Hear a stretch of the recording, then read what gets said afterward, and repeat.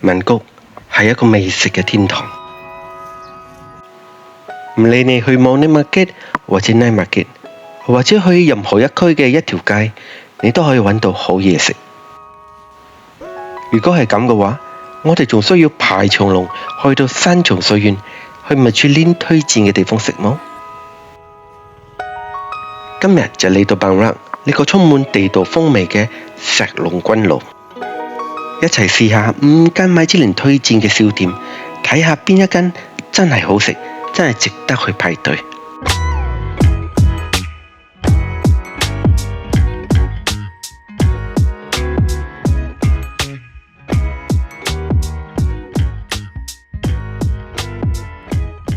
要去到石龍軍爐其實係好簡單啫，坐 BTS 去到十品達先，落站之後向呢個方向行入去，咁你就已經到啦。第一站我哋要試嘅係粥 Prince 王子戲院豬肉粥。而家我哋排緊隊，我諗到9點幾就10點嚟到呢度都已經排到咁長啦。好唔好食呢？唔知喎，我哋係排隊要食粥。食粥啫，豬肉粥。呢一檔豬肉粥已經係呢條街嘅老招牌啦，加上米芝蓮陸續8年咁樣嘅推薦，搞到家陣要食一碗粥都要排長龍啊！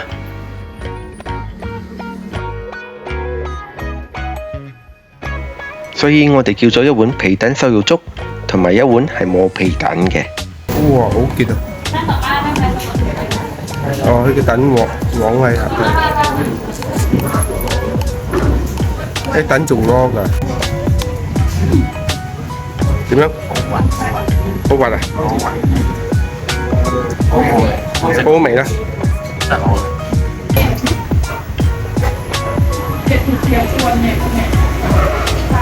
啲有口感。點樣？豬肉丸好滑啊！好滑，但係滑得嚟嘅話，有少少彈牙嗰種嘅，有彈牙，好食，真係好食。一碗 normal size 嘅皮蛋瘦肉粥係大概75巴，如果想加大嘅話，只要加多5巴啫。咁值唔值得排隊嚟食呢？我覺得係值得啦，排都唔會排太耐，大概15分鐘到20分鐘啫。下一檔要試嘅係隔冇幾間嘅新記燒鴨。呢一間港式燒鴨已經喺呢度開咗115年，已經傳到第4代啦。價錢方面呢，咁就要睇你 order 咩啦。如果你係 order 一碟叉燒飯嘅話，最平可以55巴，但係如果你要斬料嘅話，可以去到最貴600幾巴嘅。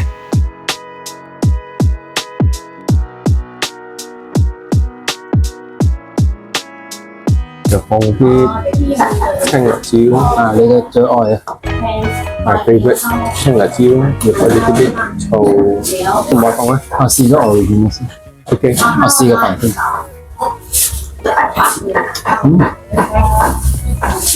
好味。太甜。好甜。OK。薑嚟喎。我my favorite man。一個喺邊度？一個薑。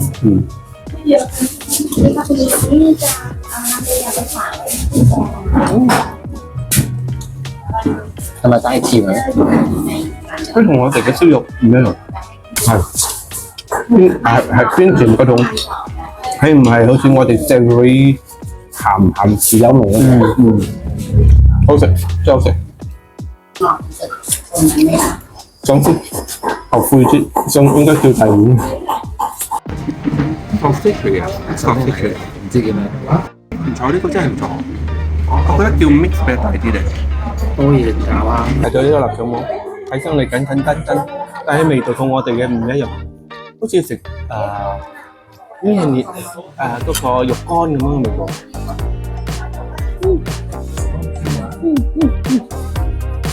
你講成條唔會鹹咯，因為有陣甜甜味，好似食肉乾真係食肉乾。佢哋嘅燒臘飯真係好好食，如果得嘅話，我希望大家都會嚟呢度試下。嚟到石龍軍爐唔通除咗食真係冇嘢做啦咩？其實有嘅，你可以去呢間 church 叫做 Assumption Cathedral， 已經有200幾年嘅歷史㗎啦。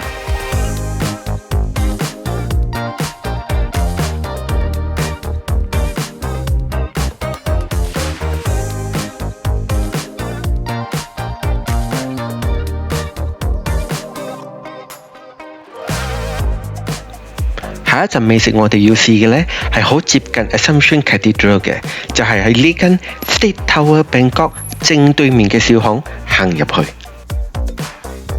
我哋特登揾到呢度係要食佢哋嘅豬腳飯。好腍，好腍。哇！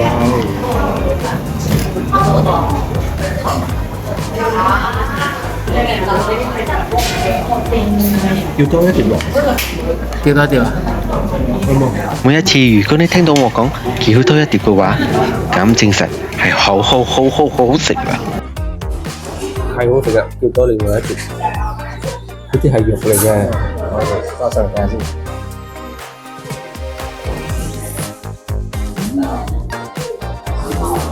有咩感受？太正，同我哋嘅豬腳餸好唔一樣。呢一檔嘅豬腳飯真係好食到不得了啊！如果有機會嘅話，我絕對會再返嚟呢度。聽我講，我揀出嚟嘅嘢好食好味又平，咁樣食咗150克，好平啊！好食啲。跟住我頭先食埋隻豬腳，諗住有300幾克、400克嘅啫。但係呢依間同我哋上鋪上啲外去嗰間係咪一樣嘅咧？一樣。其實喺食嘅龍君路入邊，仲有好多美食，好多路邊攤係我哋仲未有機會試嘅。或者好似呢個已經傳咗第4代嘅涼茶鋪，好多人都喺呢度買佢哋嘅涼茶飲嘅。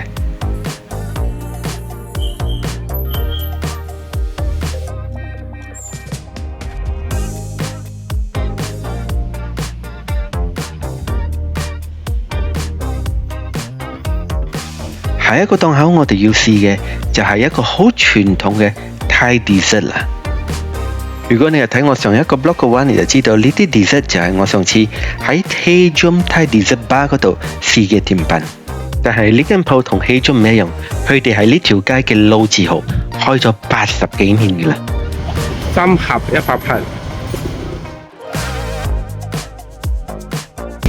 呢個好似我哋嘅花生餅、豆沙餅、豆沙餅。係啊，啊！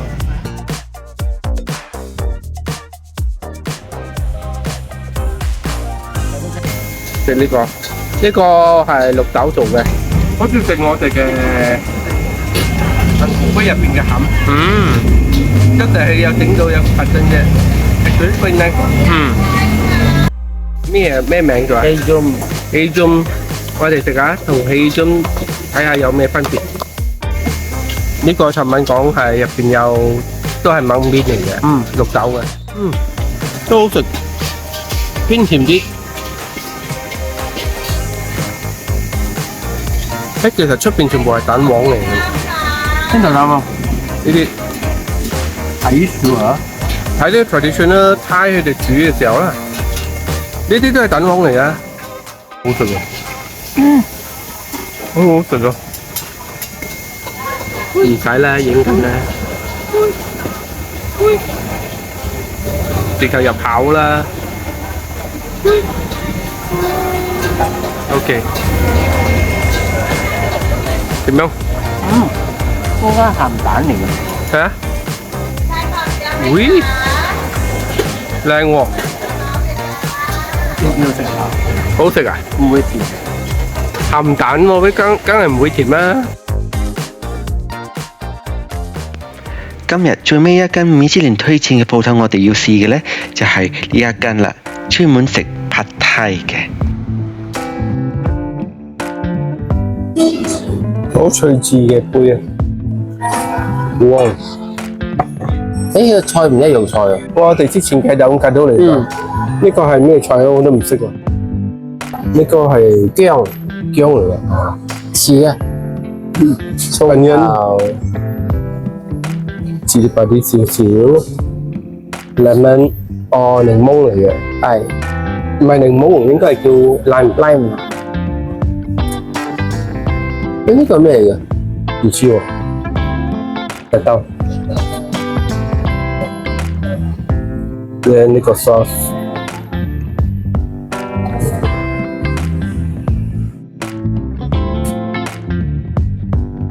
sauce 沙敦嘅文感唔一樣，好辣啊！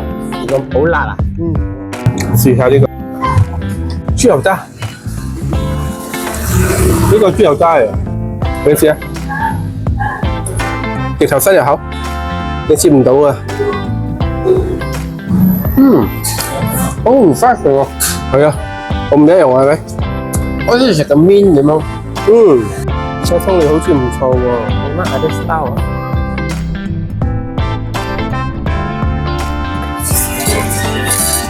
試下個豬肉先，均均地，即係勾到你有口感好好。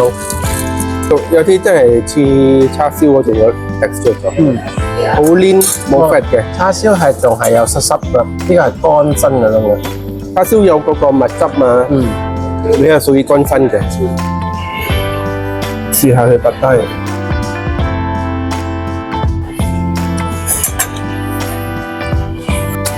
拔低唔錯喎。係等得太耐咗，黐埋一嚿咗。黐埋一嚿。臨走之前，我哋經過一個鋪頭，無意中俾佢嘅煮酒嘅香味吸引到。呢間鋪頭正係喺 Amazon Cafe 嘅隔離，完全係冇米其林嘅推薦嘅，所以決定叫一碟嘅拍角包同埋一碟嘅拍低，再嚟試下，睇下真係唔係好食。OK， 淋啲花生落去。好有氣啊！好有鑊氣啊！好香啊！香，我都聞到辣味啊！香呢個啦咩？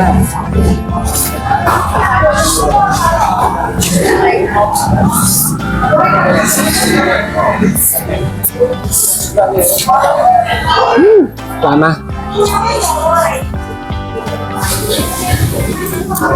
？Actually， 我唔知你係辣啦，係好食啦，咩係知你？好食，真係好食，唔會辣，唔會辣，真係好好食。呢個係好簡單嘅拍低拔，喺味道係啱啱好。睇下呢個 A，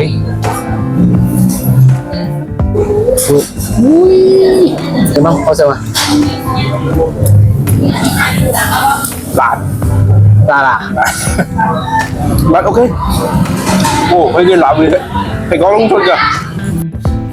食咗佢哋嘅煮酒之後，證實咗一點，喺曼谷，唔理你喺米其林推薦嘅鋪頭入邊，或者喺任何地方，你一樣可以揾到好食嘅嘢。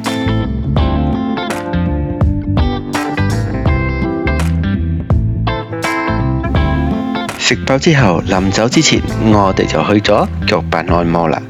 好啦，今日嘅 vlog 就分享到呢度啦。下次你哋嚟曼谷嘅話，咁就知道應該去邊度玩好嘢食啦。希望大家可以俾我少少嘅鼓勵，like 呢條片同埋 subscribe 呢個 channel。同時，如果有朋友要嚟曼谷嘅話，記得分享俾佢哋哦。